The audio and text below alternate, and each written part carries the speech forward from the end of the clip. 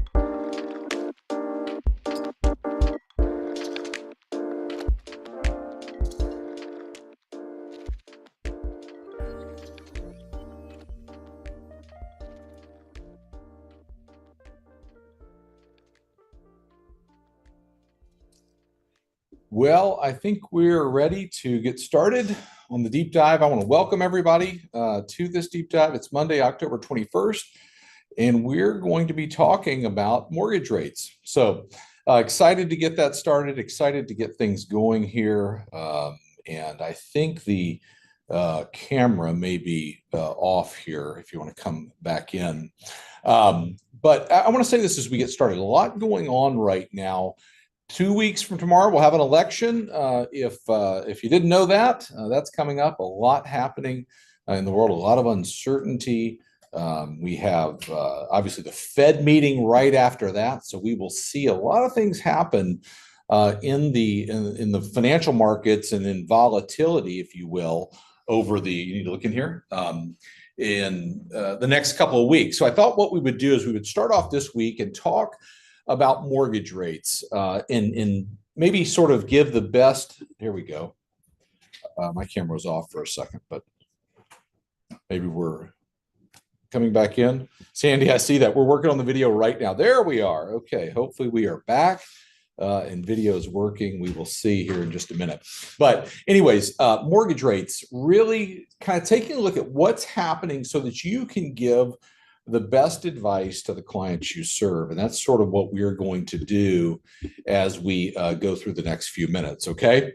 So let me go ahead and share my screen. I'll give you everything that our KCM research team has come up with so that you have what you need to be the expert for the clients you serve. You know, that's why we do the deep dive every single week. And so we will do that this week. So what's ahead for mortgage rates? And I want to say this before we get started. There is a difference between perfect advice and your expert advice or expert opinion. You know, nobody in this world can give you perfect advice, but you can always offer your expert perspective and opinion on this market using the facts. And we're going to use facts today, but we're in an extremely volatile market.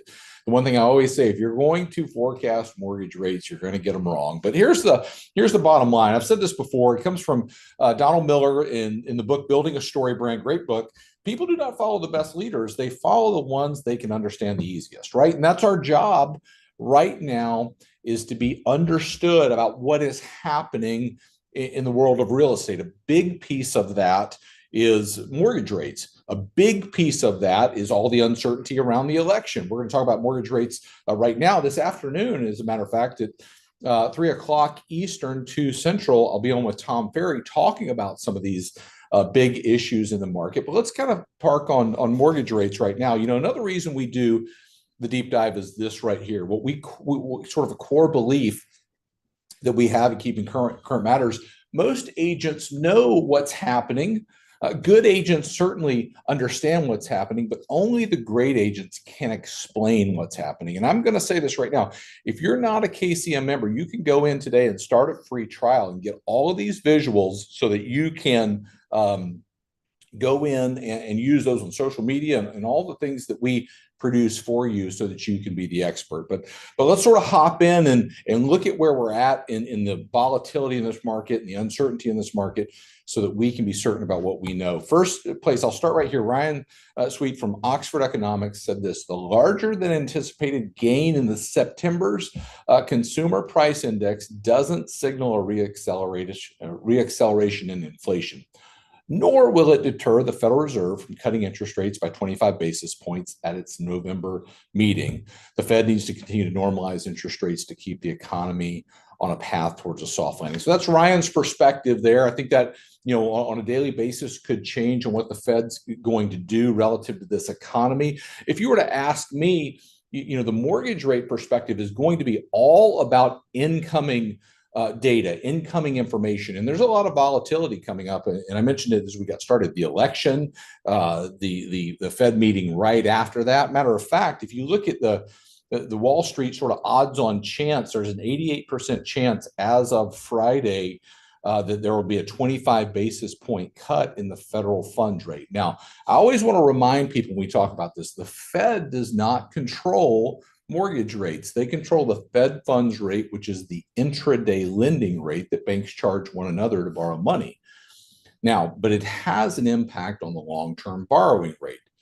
But really, in this economy right now, what we want to watch is what's out in front of us and what are the trends we're seeing based on a couple of big pieces. First one that we want to watch is inflation, right? And you just heard Ryan's perspective on sort of the upward kind of tick up in inflation. He's saying, hey, that doesn't take the Fed off track. But what they don't want to do is sort of ignite this economy where inflation runs rampant again, like we've saw in the last couple of years. And nobody wants that in the economy. And what we go out and buy every day, things have gotten more expensive.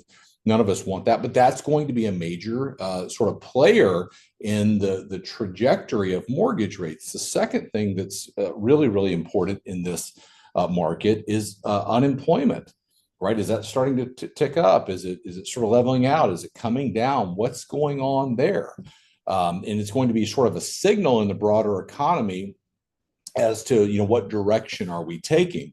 But we're sitting at a point right now where if you were to ask me, a lot of uncertainty. The market does not like uncertainty, so I think you should expect volatility. And even as we go through the next couple of weeks leading up to the election, expect mortgage rates to be volatile. I think where we sit right now, we could get a little bit worse before we get better, and that's the truth. But the sort of direction that we're heading on is the Fed doing the action that they've started to take on their change in policy. We started out several weeks ago talking about mortgage rates and Federal Reserve coming in saying it's time to shift policy. They're still on that track, but they're going to be watching what's coming in. Even as they've started to cut the Fed funds rate, which has an impact on mortgage rates, it's not the only time they're going to do it. Lawrence Yun said this: generally, the rate cutting cycle is not one and done. It's 6 to 8 rounds of rate cuts look likely all throughout 2025. So what do I know? This is what I want to sort of focus on for the next couple of minutes here on the deep dive. There are a couple of things for sure that I know. And the first one, I'll start with Lisa Sturdivant. She's the chief economist, one of the largest MLSs in this country, Bright MLS. She said from week to week, we should expect mortgage rates to bump around this fall, but generally decline over the next 3 months, ending the year just above 6%. But then she says nothing's guaranteed in this unusual economy. Continue stronger than expected job growth or turnaround in inflation could lead to a shift in the mortgage rate trajectory. So a lot of things shifting right now, a lot of things happening that influence mortgage rates. If somebody were to say, hey, David, what do you think about mortgage rates? Well, tell me what's going to happen with inflation and unemployment, and I'll tell you. Nobody knows that. We don't have a crystal ball. But what are a couple of things that are out there? First, we are still in a declining rate environment if you go back to last year. Mortgage rates peaked around October 26th of last year, knocking on the door of almost 8%. You kind of fast forward, according to Freddie Mac, the average 30-year fixed rate last week in this country, 6.44. If you go to Mortgage News Daily, it's slightly higher than that, right at 6.5, 6.6 today. But if we look at overall the last 12 months, rates have come off those highs. And that's one of the things that I would stay focused on as I'm talking to people is what did it cost to buy a home a year ago and what does it cost today based on the average loan amount in the market that we're in? And you'll see a savings there. And I'm not trying to make that appear to be something that's not. It's true there.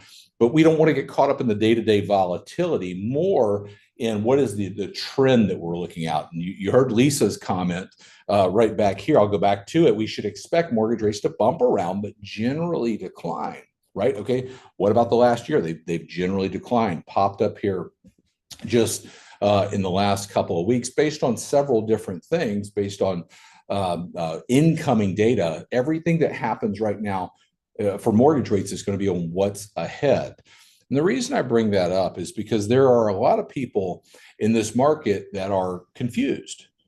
And if you've watched the deep dive before, you know that we sort of have parked on this confusion. How do you be the expert in the market and not be confused? And here's why.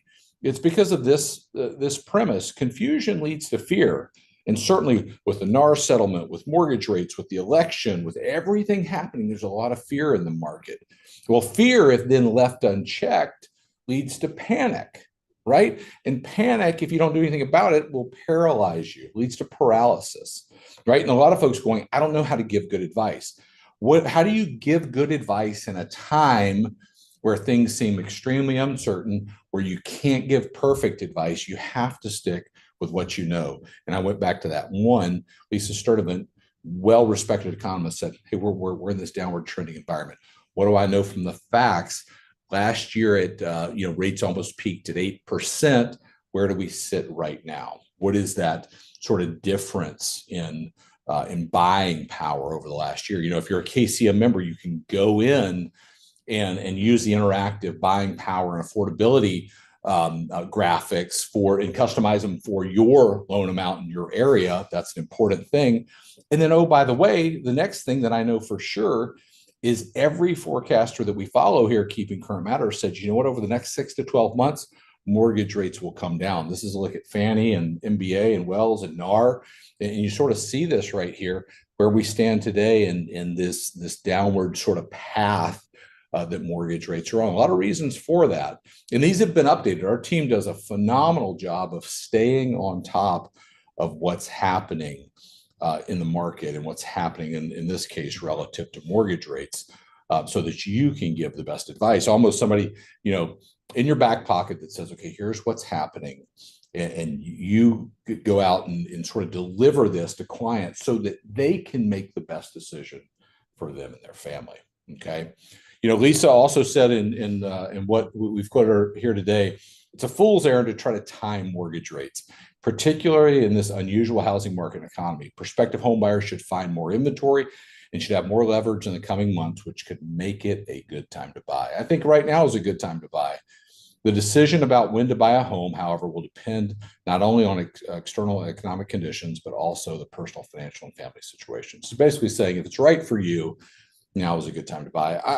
I believe it's a good time to buy right now also because as rates come down, as forecasts are saying going in to the new year, more people will come back into the market. There is no doubt about that. More competition, more activity. That'll be a good thing for sellers.